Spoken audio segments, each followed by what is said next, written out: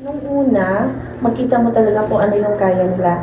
Like with the grammar, pa sa AI, yung iba tagilid talaga. Pero nung pumasok si AI, okay. Wow, perfect.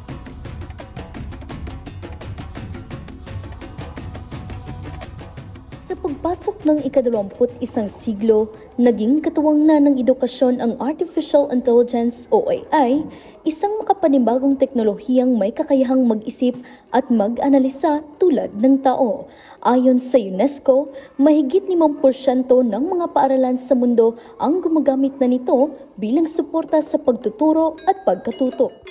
Sa kasalukuyan, iba't ibang anyo ng AI ang nagpabago sa mukha ng ating mga silid-aralan.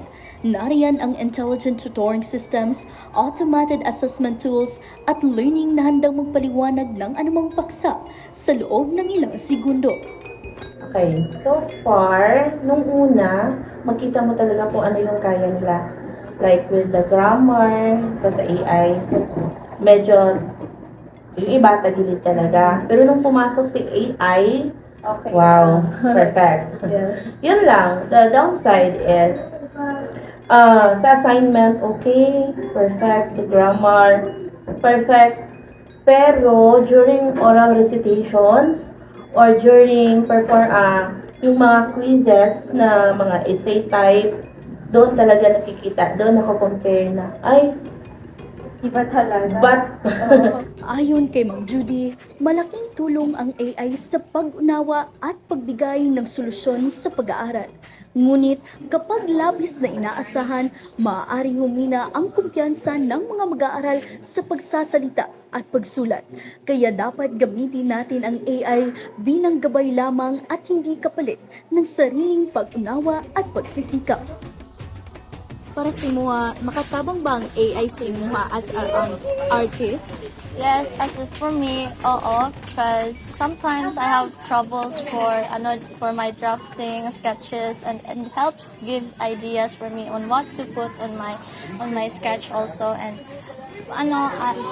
including kanang color theories, it helps on what to blend, what to color I use, and it gives me like advices on what to do and how to put meaning in my drawings also, and especially on like the symbols I use, and nahatag siya og mga ideas nga, especially kana maglisod og brainstorm sa mga sketches, and makatabang jud siya og hatag ng mga kanang mga maglisod, pero sometimes iyang ideas is also kanang too much for me, and sometimes mali, so 50-50 siya sa ako nga okay siya.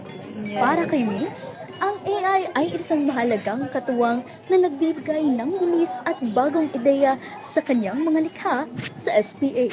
Nakakatulong ito upang mas mapadali ang mga teknikal na bahagi ng kanyang proyekto bilang isang artist. Gayunpaman, naniniwala siya na ang sobrang pagdepende rito ay maaaring magpahina sa tunay na talento at disiplina ng mga mag-aaral.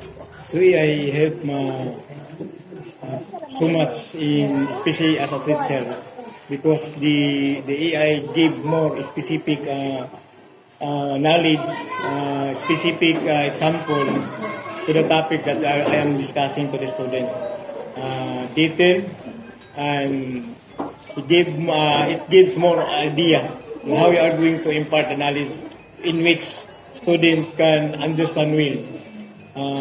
One way is that giving them more example. It is more